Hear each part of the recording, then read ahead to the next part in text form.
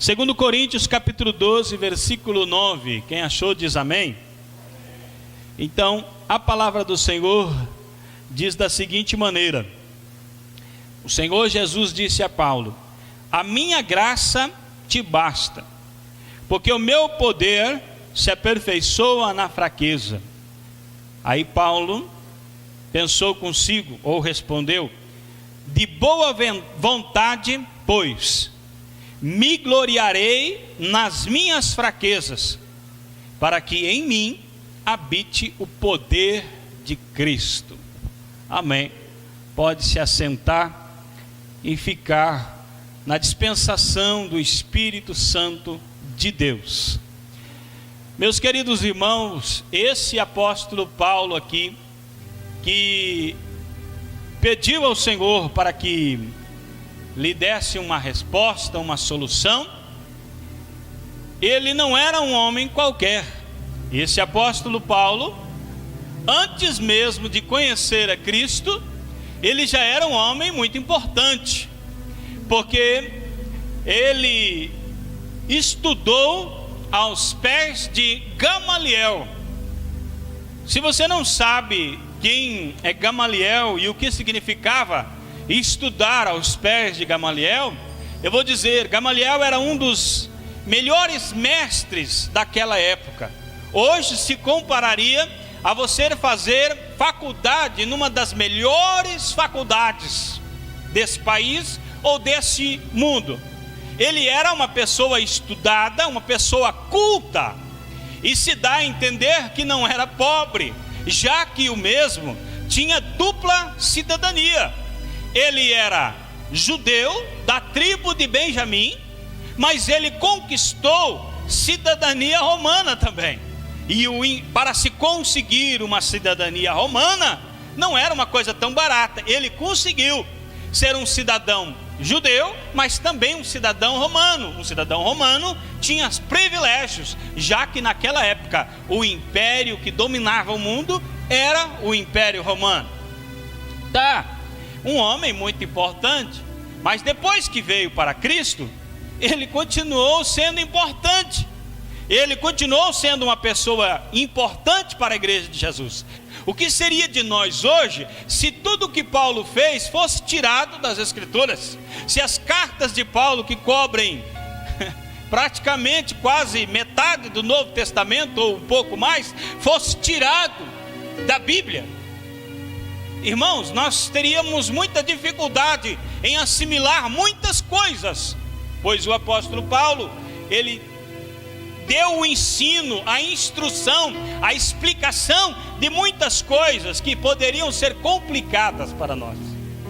Então, no capítulo 12 que nós lemos, no versículo inicial ali, ele começa contando sobre uma visão, uma revelação. E ele diz assim: eu conheço um homem, olhe bem o quanto isso é tremendo.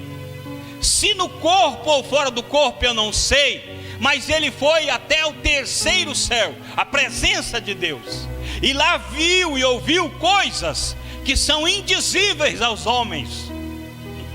Só que esse homem que ele está falando é ele mesmo. Veja a humildade desse homem. Ele poderia se gabar da revelação, mas ele está dizendo: eu conheço um homem que, olha, preste bem atenção no que eu vou dizer agora. Eu conheço um homem que há 14 anos, 14 anos? Quer dizer que o Senhor há 14 anos teve um arrebatamento de sentido, foi até os céus, a presença de Deus, e viu e ouviu coisas tremendas, muito além da nossa imaginação, e o Senhor não se gabou disso por nenhuma vez. Nós estamos vivendo em um tempo que a pessoa tem um sonho de barriga cheia e já sai por aí se gabando, dizendo: olha, eu sou o profeta, eu sou ungido, Deus falou comigo, eu tenho uma palavra profética para essa geração. E aí está surgindo tanta profecia profetada no meio da igreja, porque o povo não para pensar. E esse homem de Deus, com certeza de que Deus habitava na vida dele, ele tem uma revelação tremenda, e em vez dele se gabar ou crescer em cima dos irmãos por causa da revelação que tem, ele se cala.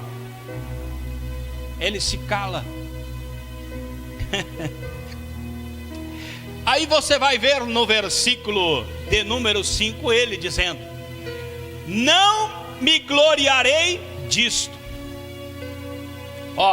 De mim mesmo não me gloriarei, senão nas minhas fraquezas. Ele está dizendo: eu não vou me gloriar desta revelação, de tudo que Deus me mostrou. Não vou me gloriar porque Ele fez isso na minha vida, senão nas minhas fragilidades, das minhas fraquezas. Mas vamos chegar lá. No versículo de número 6, ele diz assim: se eu preferisse gloriar-me, não seria insensato, porque eu estaria falando a verdade. Ele está dizendo o seguinte: se eu me gabasse disso, se eu andasse contando vantagem por aí daquilo que eu vi, eu não estaria mentindo, eu estaria falando a verdade, porque foi o que aconteceu. Evito fazer isso, para que ninguém pense a meu respeito mais do que em mim vê, ou que de mim ouve. Simplificando, não faço isso para que os homens não foquem em mim, mas continuem focados no Evangelho. Tomara Deus, mas se Deus bradasse no coração de toda essa geração de pregadores: tira os holofotes de você e volte tudo para a cruz de Cristo. Volte para Cristo, porque Ele é quem pagou o preço, é Ele quem salvou. Salvação só em Cristo, redenção, justificação, glorificação, céu só através de Cristo. Os homens de hoje estão fazendo o contrário. Eu já falei no início, qualquer coisinha ele está se gabando. É que Deus me usa mesmo, irmão. Que é isso, eu levanto a mão, na hora acontece. Eita, que Deus me usa. Não se usa nada, rapaz. Você está se usando sozinho. Você está se gabando do nada. Você está se gabando do vento. Já imaginou Pedro nos dias de hoje andando no meio dessa raça? Um homem que andava e até a sombra curava. As pessoas diziam: não, ele não tem tempo de conversar com a gente, ele não tem tempo de passar lá em casa. Então a hora que ele vier passando, ele vai passar por aqui, a gente coloca os enfermos, resolve. Já pensou um homem que nem Pedro vivendo nos dias de hoje? Irmão, o mistério é grande demais. Aí olhe bem, com tudo isso ainda, versículo de número 7: para que eu não me ensoberbecesse, ou para que eu não me tornasse arrogante, para que eu não ficasse se exaltando por causa da visão que tive, foi-me posto um espinho na carne. Entenda bem, o espinho na carne de Paulo foi Deus que permitiu, para que ele não se exaltasse. Mensageiro de Satanás para me esbofetear, a fim de que não me exalte. O propósito do espinho na carne está bem claro: não levanta, não baixa esse nariz, baixa essa cabeça, fica humildezinho aí. Não seja arrogante, não se orgulhe, fica aí, baixa a cabeça. Ô irmão, ia faltar espinho hoje se fosse distribuir, né? Pensa comigo. A espinheira ia perder todos os espinhos, porque misericórdia. Mas quando você enfrenta uma certa tribulação, quando você enfrenta uma certa dificuldade, e você percebe que a mão de Deus está pesando em cima de você, que é o dedo de Deus que está mexendo na sua estrutura, em vez de ficar revoltado, com raiva de Deus: oh Deus, por que está acontecendo comigo isso? Você deveria glorificar a Deus. você deveria era ficar feliz. Você poderia dizer assim: oh, graças a Deus, Deus ainda me ama, está me corrigindo, está querendo me aplumar e acertar meus passos, para que eu possa chegar no lugar mais belo, mais lindo, que nada se compara aqui, que é a eternidade com Deus. Aleluia. Esse espinho na carne, ele tem muitas interpretações, a gente não pode nem entrar nesse detalhe. Alguns dizem que é uma enfermidade, uma doença física. Eu já vi alguém dizer que Paulo não enxergava bem. Poxa, se Paulo não enxergasse bem, isso seria uma grande dificuldade. Eu me imagino, já parei para pensar: Senhor, não me deixe cego. Por quê? Porque eu gosto de ler, irmão. Eu gosto de ler. Imagine se o Senhor me tornasse cego. Amanhã amanheci cego.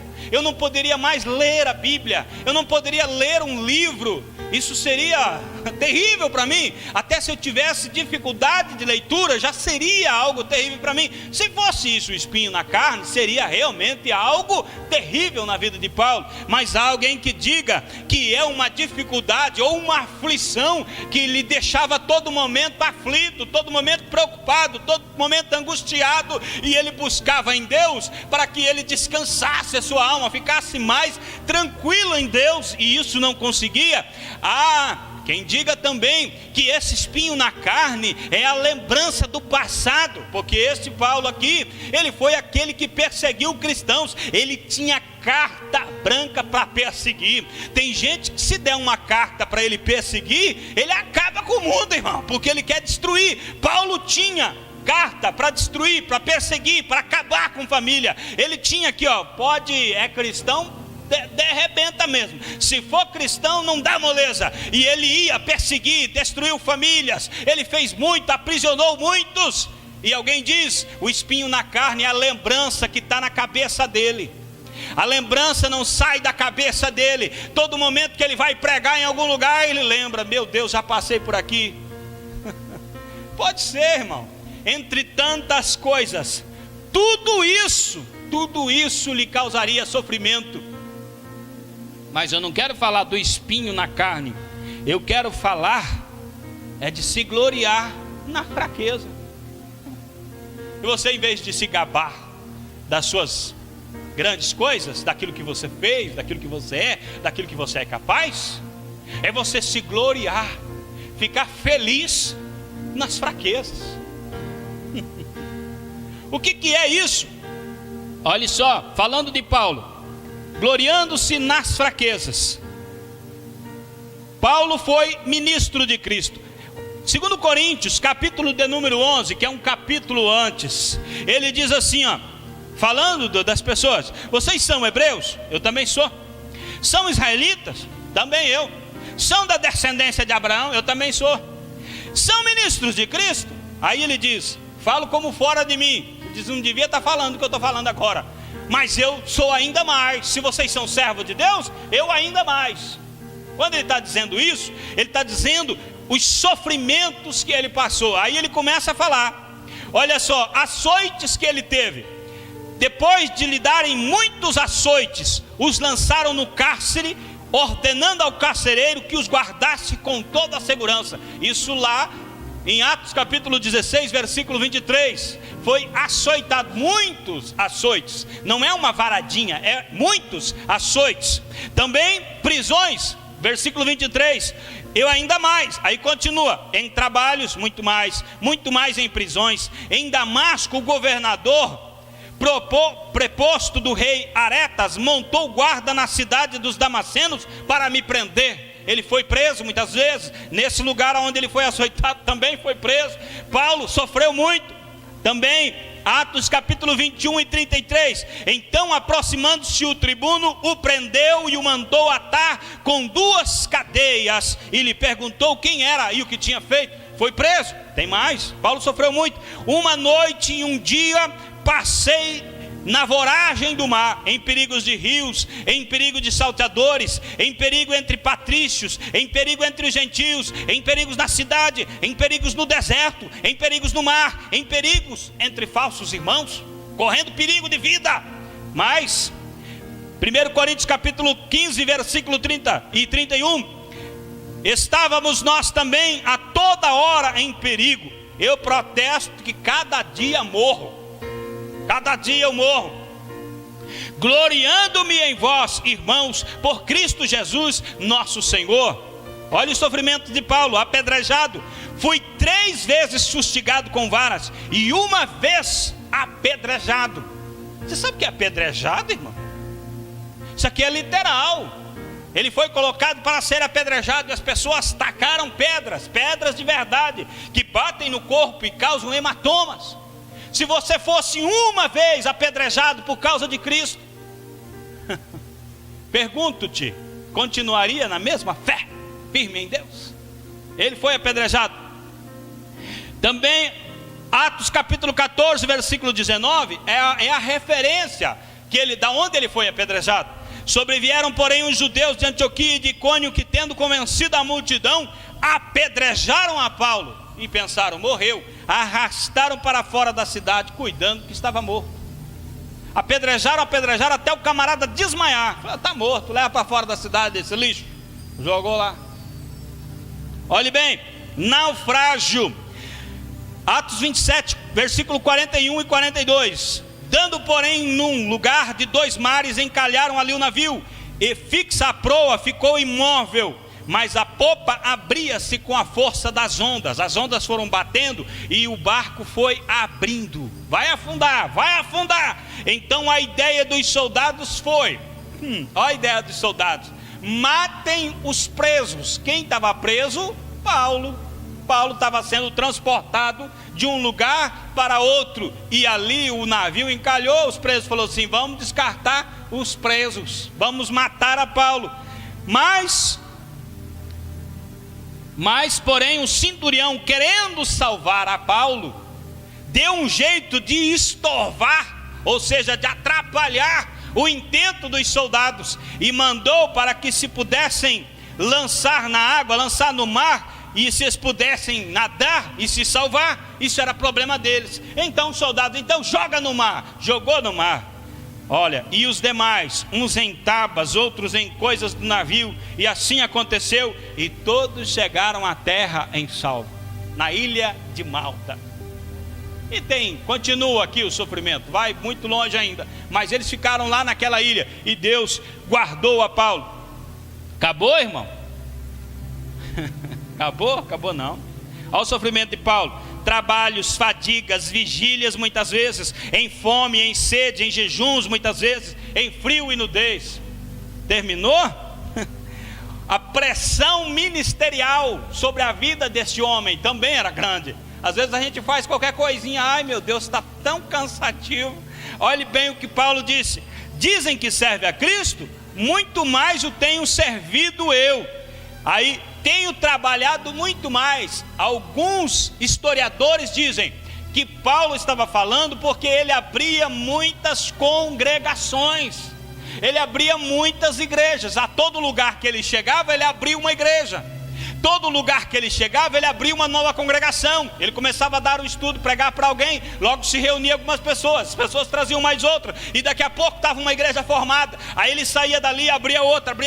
Irmão, ele não estava fixo num lugar, ele estava abrindo várias igrejas. Mas veja mais, na carta, no versículo 28, além das coisas exteriores, ainda pesa sobre mim a preocupação com todas as igrejas.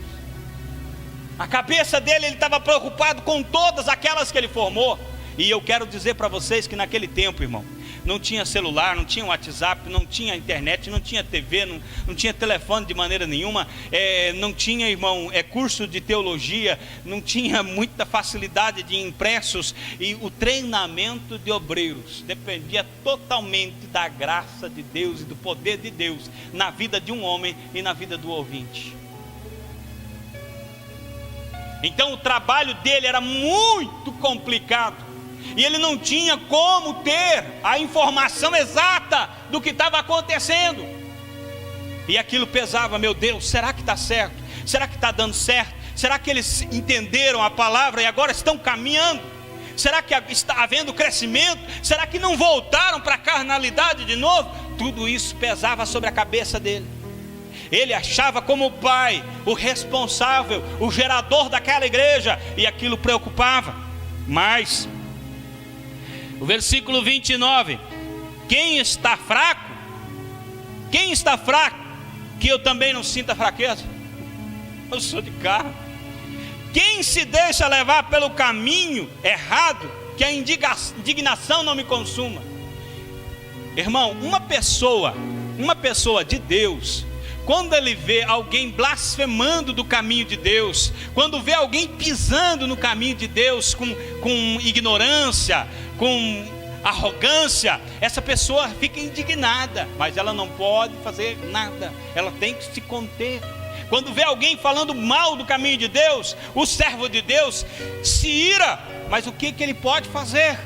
Ele tem que se conter. O que eu vejo aqui em Paulo, ele tem sobre ele uma pressão muito grande também. Ele é exemplo, ele tem que dar exemplo. Não pode explodir, não pode fazer errado. Então tudo isso estava sobre a vida de Paulo, todo esse sofrimento. E era nesse sofrimento todo, que ele se gloriava. Era por ter passado por tudo isso que ele se gabava. Ele dizia assim: olha, realmente Deus está comigo, porque veja só, eu sofri isso, sofri naufrágio, sofri açoite, sofri prisão, fui apedrejado. Olha a dificuldade que é para mim. Deus está com a gente. Consegue, irmão, se gloriar nas fraquezas? Olhe bem, a fragilidade humana. Isaías capítulo 53, versículo 2 e 3 diz assim, ó: olhando nós para ele, não havia boa aparência nele para que o desejássemos. Era desprezado e o mais rejeitado entre os homens, homem de dores, experimentado nos trabalhos, e como um de quem os homens escondiam o rosto. Era desprezado e não fizemos dele caso algum. Está falando de Jesus. O que a igreja fez? A igreja pintou uns quadros de Jesus, um Jesus muito lindo. Você olha e se apaixona. A mulher olha e fala: quero ter um filho bonitinho assim. Mas na verdade o Jesus que palmilhou lá, que pisou na Galileia, ele era um homem simples, um homem sem aparência, é o que a palavra está dizendo. Não havia nada de especial nele. Ele era um homem comum, mas acontece que sobre ele repousava o Espírito Santo de Deus. É aí que está. A gente tem, todo ser humano tem a insensatez de julgar pela aparência. O camarada chega na igreja com um terno, uma gravatinha bem postada, uma maletinha na mão, todo ajeitadinho, todo arrumadinho. Aí você pensa: é um homem de Deus. O outro chega simplesinho, com uma roupa comum, entra ali, humilde, vai orar. O irmãozinho está aí. Às vezes você se engana tanto, irmão. Bonitinho, bem vestidinho, bem trajado, mas dentro não tem mais nada da operação de Deus. Nós temos a tendência de julgar pela aparência, mas a aparência não quer dizer nada. Aparência não quer dizer nada. Outra coisa da fragilidade humana: os homens têm necessidades comuns. Você pode gritar, bradar, fazer e se impor, mas todos os dias você vai precisar comer, beber, vai precisar ir no banheiro. E além do mais, você tem necessidade de se relacionar. Ninguém vive sozinho. É o próprio Deus que disse: não é bom que o homem esteja só. E lá em Eclesiastes ele ainda diz: melhor é serem dois do que um, porque tem melhor paga do seu trabalho. Se um cair, o outro levanta, é seu companheiro. Mas ai do que estiver só, pois caindo não haverá outro que o levante. Também, se dois dormirem juntos, eles se aquentarão, mas um só como se aquentará? E se alguém prevalecer contra um, os dois lhe resistirão, e o cordão de 3 dobras não se quebra tão depressa. Então Deus criou o homem com necessidade de se relacionar. Se uma pessoa ficar muito isolada, ela definha, ela some. Ela precisa de alguém. Todos os seres humanos têm necessidades. A fragilidade humana diz: negativo, você precisa dormir. Não, eu não vou dormir, vou ficar acordado. Se você não dormir, sabe o que vai acontecer? O sono vai chegar e vai desligar você. Eu não sei se alguém aqui já teve essa experiência, mas eu já tive. Eu andava filmando vigílias por aí, e às vezes trabalhava de dia, de noite, e daí mais à madrugada, e vindo de carro, o sono dizendo, é minha hora, agora é eu. Eu disse, não, eu tenho que chegar em Cascavel, tentando ficar acordado. De repente, meu irmão, eu acordei trazendo o carro de volta para o meio da pista, porque eu estava indo para fora. Eu pensei que era da Beduma. Dormir é de Deus, eu vou dormir, não quero nem saber. O ser humano tem necessidades, a carne é frágil. A natureza carnal milita contra o espírito. Olha, Gálatas capítulo 5, versículo 17, eu coloquei na versão o livro para você entender. Porque a nossa natureza pecaminosa é oposta à vida do espírito e vice-versa. O espírito opõe-se aos instintos naturais, os instintos da carne. O espírito opõe-se. Estas duas forças estão a lutar uma contra a outra, e desta forma não fazemos o que gostaríamos de fazer. O homem é frágil, a carne é frágil, o homem é fraco. Deus é forte, Deus é poderoso, o homem é fraco, é frágil, é fraqueza total. Ainda mais, Paulo diz que ele esmurrava o corpo.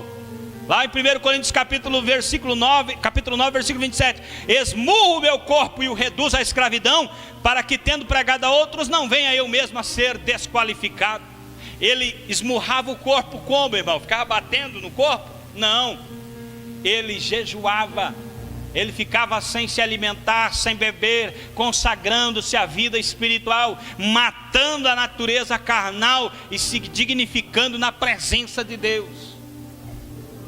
Está faltando muito hoje pessoas que esmurram o corpo para que Deus seja glorificado em suas vidas. Está faltando muito.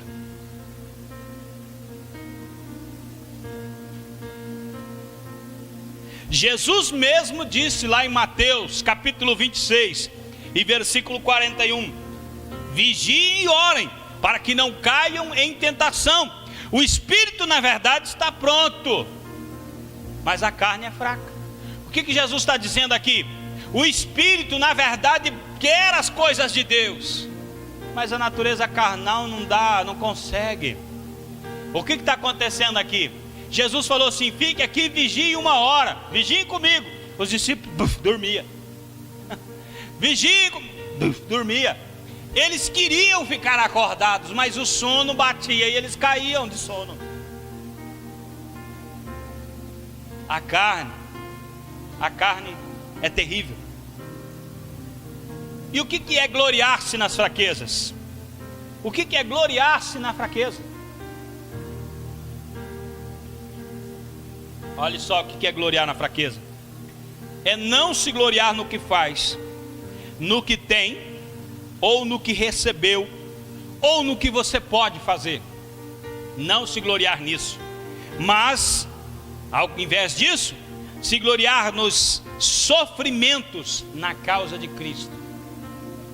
Ficar feliz pelos sofrimentos, pelas suas limitações, pelas suas humilhações. Quem gosta de ser humilhado?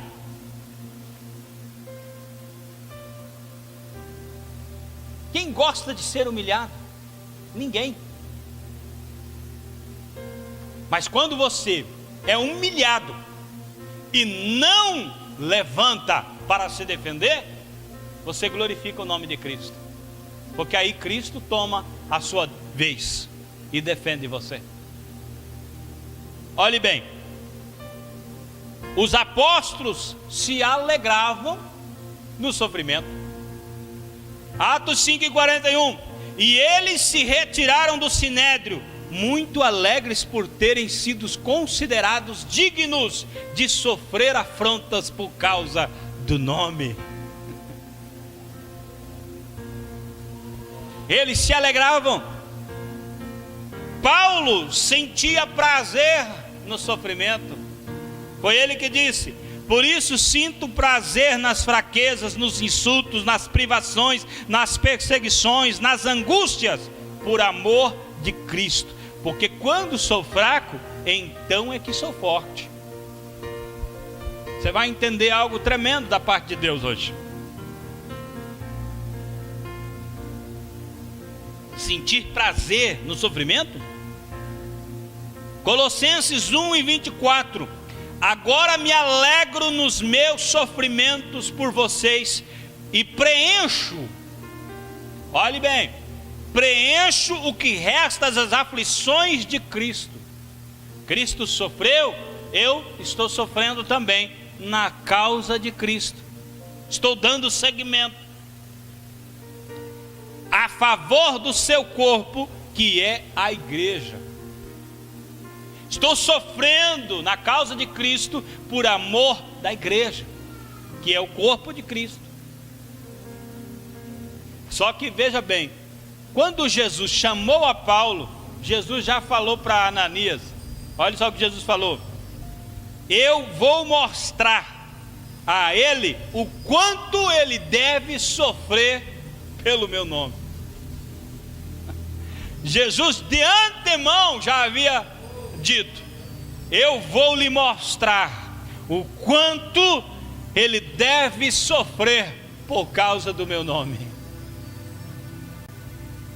Pedro também disse, Pedro recomenda lá em 1 Pedro 4:13, pelo contrário, alegrem-se na medida em que são coparticipantes dos sofrimentos de Cristo, para que também na revelação de sua glória, vocês se alegrem exultando. Paulo está dizendo para você se alegrar, Pedro está dizendo para você se alegrar em ser coparticipante, ou participar junto dos sofrimentos de Cristo. Quando você está sofrendo por causa do Evangelho, você está junto com Cristo. Você está copiando a Cristo, está imitando a Cristo, está servindo a Cristo.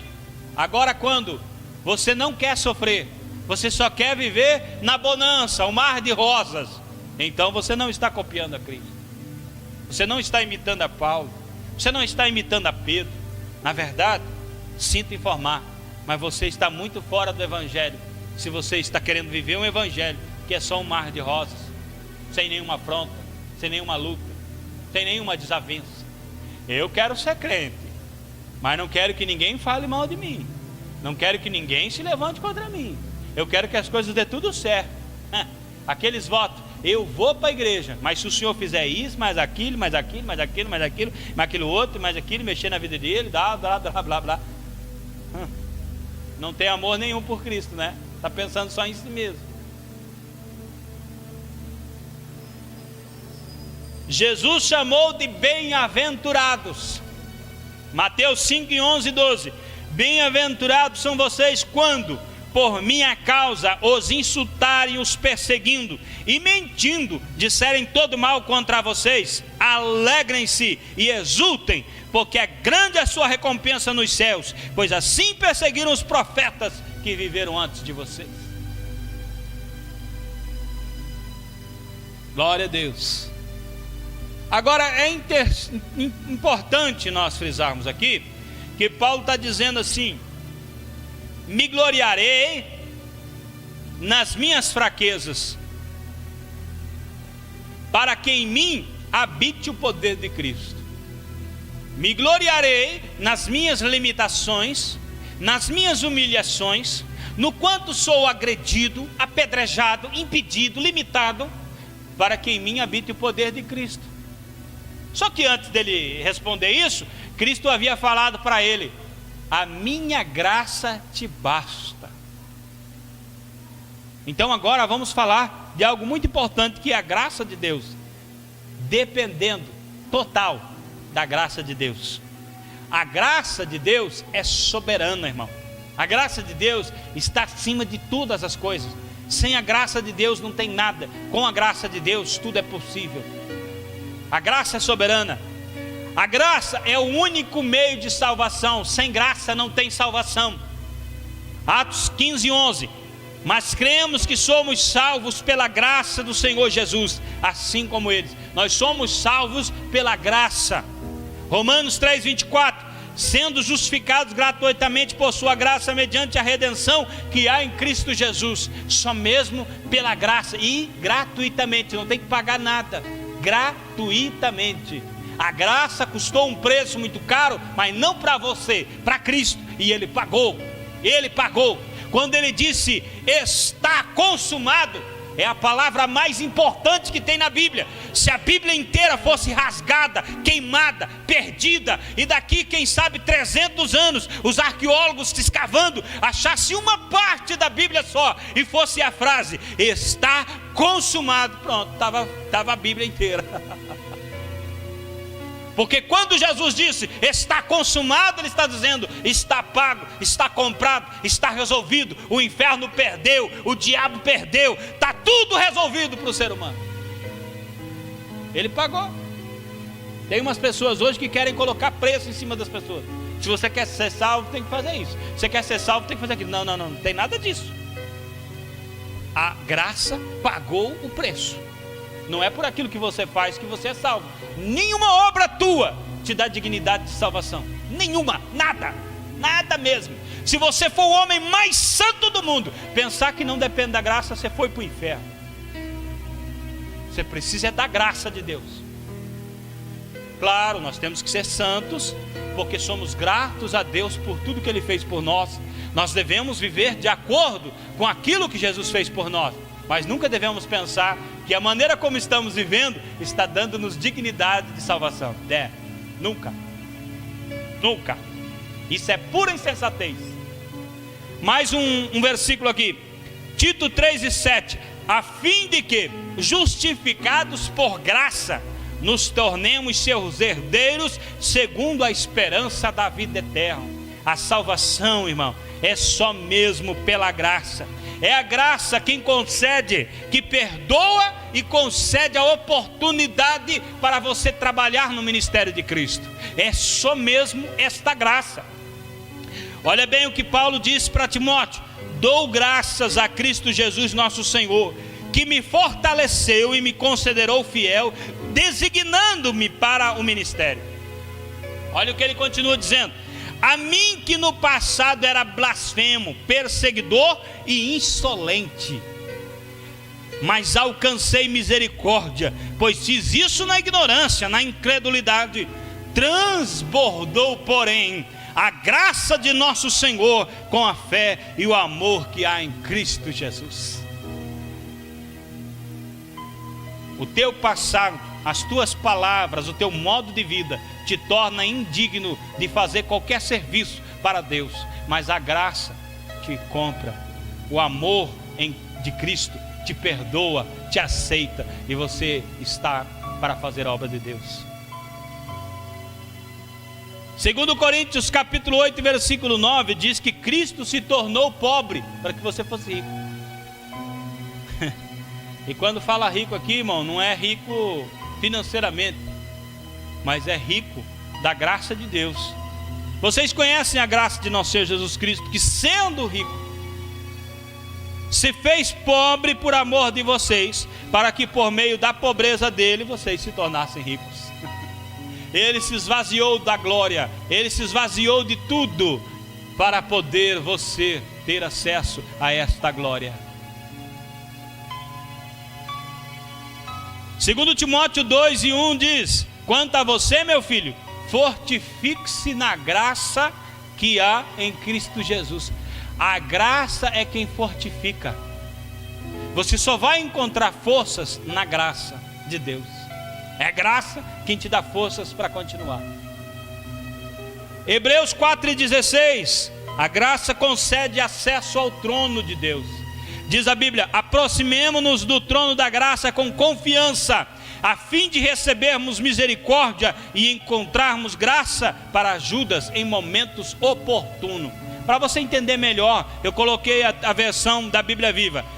vamos ousadamente até o trono de Deus e permanecemos lá para recebermos a sua misericórdia e acharmos a sua graça para nos ajudar em tempos de necessidade. Está precisando de algo? Pode ir até o trono. Qual o trono? O trono de Deus. Está brincando? Não, estou falando sério. A graça te deu esse acesso. Eu estou falando que você pode ir diretamente a Deus, não precisa de ninguém para interceder por você. Cristo te deu esse acesso. Você vai direto a Deus e diz: olha, eu estou com um problema, eu estou aqui pedindo ao Senhor, porque eu sei que o Senhor tem todo o poder. Você vai direto, não precisa de nenhum intermediário. A igreja de hoje está tão perdida que ela pensa que ela precisa ir até o pastor, para o pastor orar, porque o pastor tem oração forte. Ele não tem. Ele não, ele tadinho deu. É o pastor que tem a oração forte, é o bispo, é o presbítero, é o diácono, é aquele homem de Deus, aquele grande pregador. Você está muito errado, irmão. Você pode ir direto até o trono de Deus, pequeno do jeito que você é, e falar com simplicidade. Não precisa usar palavras bonitas, bem organizadas. Não precisa nem preparar um sermão para você entregar a Deus. Sabe por quê? Porque quando você chegar, antes de você abrir a boca, Ele já sabe tudo que você falou. Quando ir ao trono de Deus, vá você mesmo. Seja você mesmo. Não crie um personagem tentando convencer a Deus de alguma coisa, porque Ele já sabe de todas as coisas. Ele só quer que você abra a boca e diga, e Ele vai entrar com providência, vai resolver essa causa e vai glorificar o nome de Jesus na sua vida. Olhe bem, a graça de Deus, ela é a multiforme graça de Deus. Pedro disse: sirvam uns aos outros, cada um conforme o dom que recebeu, como encarregados de administrar bem a multiforme graça de Deus. O que é multiforme? Na versão o livro diz: as muitas formas de bênçãos de Deus, muitas formas das bênçãos de Deus. Deus abençoa de várias maneiras. Na Bíblia Viva, as muitas espécies de bênçãos de Deus. Na NVT, que é a nova versão transformadora, diz: múltipla e variada graça divina. São diversas operações de Deus. Deus não opera de uma maneira só, irmão. Deus não trabalha de um jeito só. Deus trabalha de várias maneiras. Deus abençoa de vários formatos. Deus cura de vários tipos. A gente não pode pensar que Deus trabalha segundo o que nós entendemos por certo. Isso é mais um erro da igreja moderna. A igreja de hoje pensa que Deus tem que se adequar à sua teologia ou à sua maneira de pensar. Deus é muito maior. Deus é muito maior que os evangélicos. Deus é muito maior que a igreja católica. Deus é maior do que todas as religiões do mundo. E Deus não precisa se adequar à teologia de ninguém. Ele é Deus. Que nem diz o pastor Luiz Hermínio, tem gente que pensa que Deus entrou numa igreja evangélica e aceitou Jesus, e agora é crente. O povo de hoje está muito perdido. Aleluia. Agora veja algo muito importante aqui para mim caminhar para o encerramento. A graça de Deus, ela tem medida. A graça é muito grande, ela é sublime, ela é suficiente, ela é poderosa, mas ela tem medida. Olha o que diz a Bíblia lá em Lucas 2:52. Jesus, falando de Jesus: assim Jesus foi crescendo, tanto em tamanho, estatura, corpo, como em sabedoria, conhecimento, aplicação daquilo que aprende, inteligência, amado por Deus e pelos homens. Aqui na versão o livro, na Bíblia Almeida, corrigida, atualizada, diz que Jesus crescia em graça diante de Deus e dos homens. Jesus crescia em graça. Preste bem atenção nessa parte da mensagem, porque isso vai te edificar, vai te abrir um leque para a sua vida espiritual.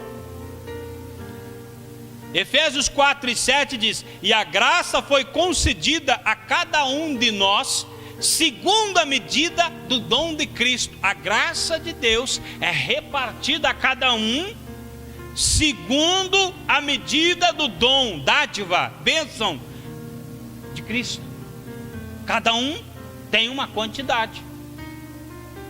Romanos 12:6: temos, porém, diferentes dons, segundo a graça que nos foi dada. Os dons de Deus concedidos à igreja, para cada pessoa, é segundo a graça, e segundo a quantidade de graça designada para aquela pessoa. Mas não esqueça que eu falei, Jesus cresceu em graça. Então, se Jesus estava crescendo em graça, Jesus estava sendo cada dia mais amado por Deus e os homens, você também pode crescer na graça. Você pode dia após dia ser mais amado de Deus. Vamos além. A manifestação do Espírito é concedida a cada um, visando um fim proveitoso. Cada um recebe uma medida da graça, e essa medida da graça que é distribuída é para um fim proveitoso. Aonde? Lá em casa? Não, no corpo de Cristo, no reino de Deus. Deus está de olho em você, Deus está te observando e está esperando a sua reação diante de Deus. Deus está esperando que Ele venha, que você venha e se entregue, que você se deixe encher do Espírito Santo, que você se entregue a esse projeto, assim como Maria disse, que se cumpra em mim a tua palavra, a tua vontade. Deus está esperando isso de você, para que aquilo para que você foi enviado, para aquilo que você foi formado, se cumpra, um fim proveitoso, um fim de edificação. Efésios 1:7: a graça de Deus é muito rica, nele temos a redenção pelo sangue, a remissão das ofensas, segundo a riqueza da sua graça. Precisa ser pago? A graça paga. Efésios 2:7: Deus fez isso para mostrar nos tempos vindouros a suprema riqueza da sua graça. Romanos 5:20: veio porém a lei para que a ofensa abundasse, mas onde o pecado abundou, superabundou a graça. A graça é rica, a graça é poderosa. Você pode pecar, mas se você pecar, a graça te restaura.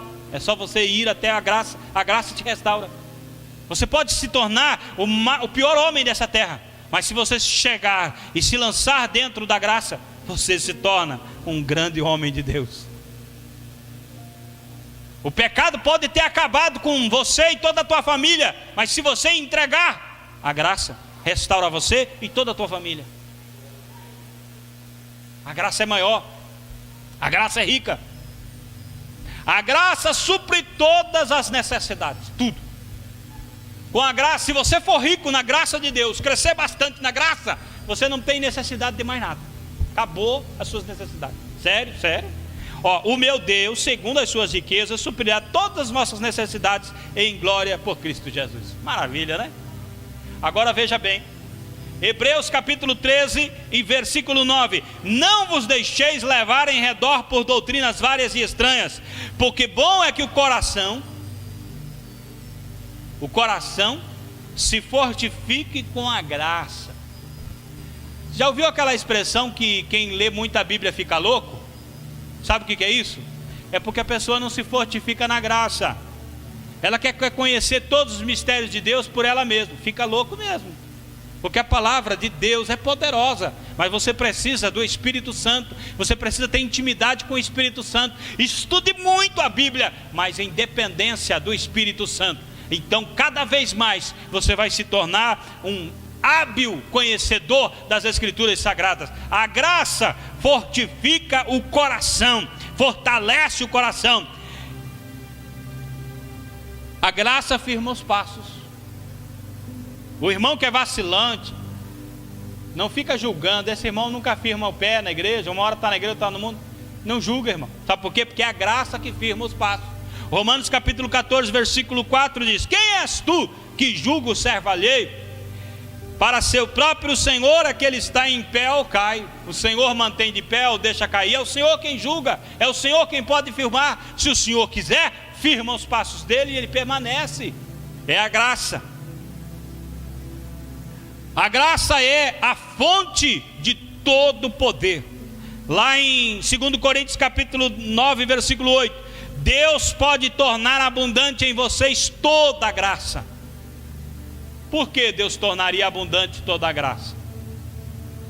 A fim de que, tendo sempre em tudo ampla suficiência, vocês sejam abundantes em toda boa obra.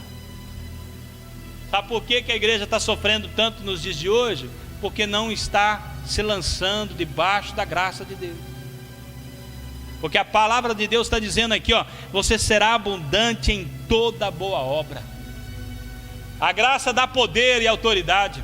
Olha bem, Lucas 10:19: eis que vos dou poder para pisar serpentes e escorpiões e toda a força do inimigo, e nada vos fará dano algum. É a graça que concede autoridade. 2 Coríntios capítulo 3, versículo 6: o qual nos capacitou para sermos ministros de uma nova aliança, não da letra, preste bem atenção nisso, mas do Espírito. Ministros do Espírito, não da letra, porque a letra mata, mas o Espírito vivifica. Agora vamos ler isso na versão A Mensagem, só para você clarear melhor o entendimento. O plano não foi escrito com tinta sobre papel, com muitas páginas e notas de rodapé, matando seu espírito. Foi escrito em sintonia. O Espírito, que está com um E maiúsculo aqui, é o Espírito de Deus, com o nosso espírito. A vida de Deus com a nossa vida. Estuda a Bíblia, aquilo que eu falei, estuda a Bíblia em sintonia com o Espírito Santo, porque só mesmo com o Espírito é que você vai entender as coisas de Deus.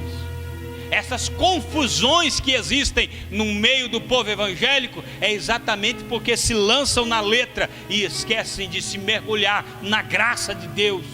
Porque o Espírito vivifica, o Espírito produz vida, o Espírito não produz morte.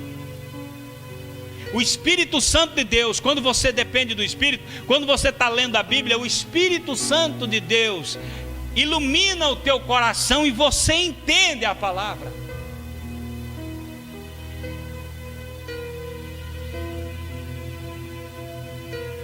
Filipenses capítulo 4, versículo 13: posso todas as coisas em Cristo que me fortalece. A graça faz você poderoso. Mas nós também entendemos muito errado esse versículo. Sabe por quê? Olha bem, o versículo 12 e o 13 na versão O Livro. Se você ler na sua Bíblia, você já vai entender que muita gente entende errado. Mas no versão O Livro, é melhor de você entender, captar a realidade do texto. Paulo diz: aprendi já a viver em todas as circunstâncias, tanto na fartura como na fome, tanto no conforto como nas privações. Posso suportar todas as coisas com a ajuda de Cristo, que é a fonte da minha força. Quando você se enriquece, quando você se enche da graça de Deus, você consegue poder em Deus para suportar todas as situações. É isso que muitas vezes nós não entendemos. É isso que muitas vezes nós não compreendemos.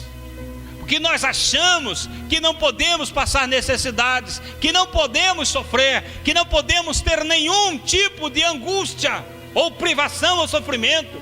Andaram dizendo por aí que crente não pegava Covid, mas depois que um monte de crente pegou Covid, entenderam que crente também pega Covid. Só que o crente passa pelo Covid glorificando a Deus. E se Deus recolher, irmão? Se Deus recolher, irmão, você já disse tudo. Deus recolheu, Ele foi para um lugar melhor. Crente que tem medo da morte é porque não entendeu o evangelho ainda. Porque o crente que entendeu o evangelho, ele sabe que Cristo já venceu a morte por ele, e ele não morre mais. Como diz o hino, não se pode matar o crente. Crente não morre. Crente vive para sempre. Crente é eterno. Então qual que é o problema? O problema hoje é que muita gente não entende essa palavra de Deus aqui é para Paulo. A minha graça te basta. O que você precisa é da graça.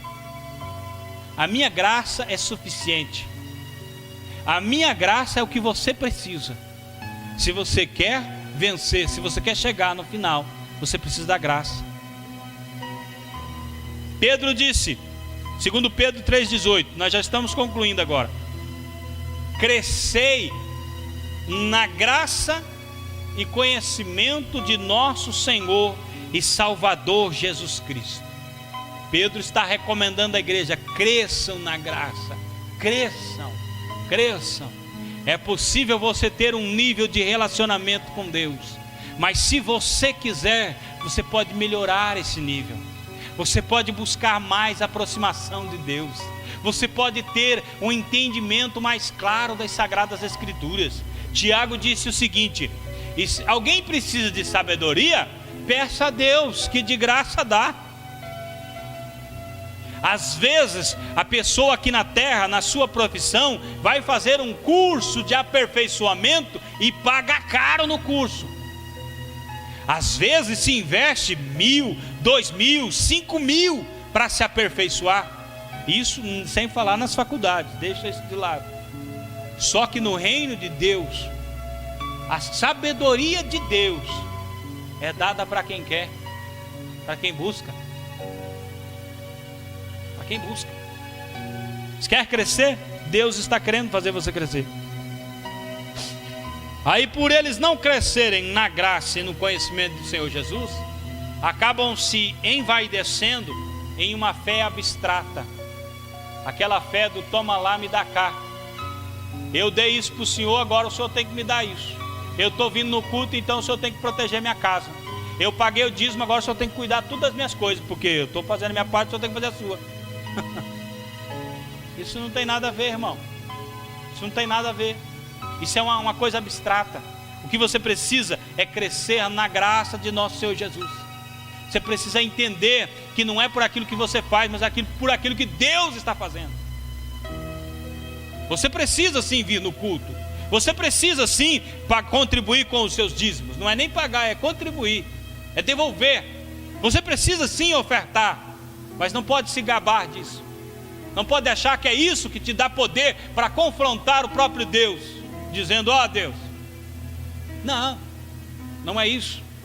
O que você precisa é, como Paulo, se gloriar nas suas tribulações, na sua pequenez, na sua fraqueza. Você tem que se humilhar, porque quanto mais você se humilha, quanto mais você deixa a sua vaidade de lado, quanto mais você se esvazia, mais o poder de Cristo cresce na sua vida. Só para me encerrar aqui, eu quero ler mais um versículo. Paulo venceu.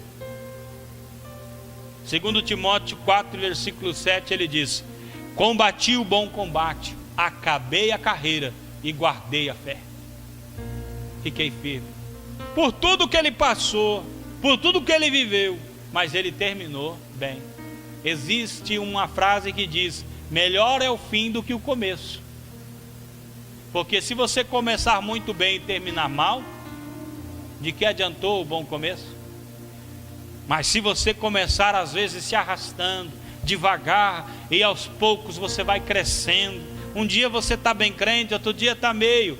Aí você vai melhorando, vai crescendo, vai tendo mais conhecimento de Deus, do Espírito Santo, da palavra, e vai crescendo na presença de Deus, e não se vai descendo, mas crescendo diante de Deus. Você vai chegar no lugar certo, como Paulo.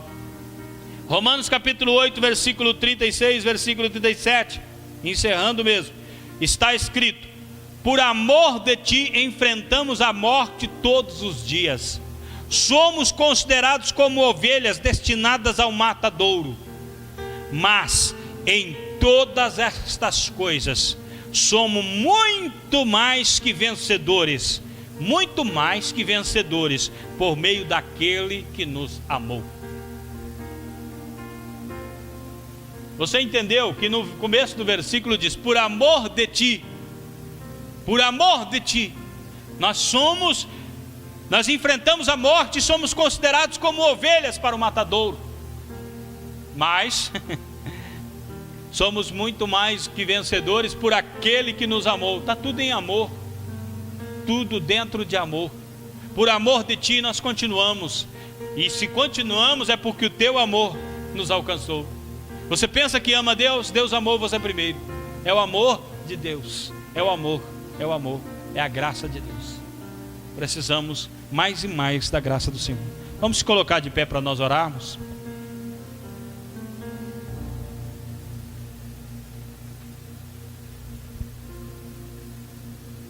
Deus de todo poder, nós te louvamos, Jesus, porque o Senhor é bom, o Senhor é misericordioso, justo e poderoso é o Senhor, meu Deus. A palavra do Senhor diz que muitas são as aflições do justo, mas o Senhor livra, o Senhor dá vitória.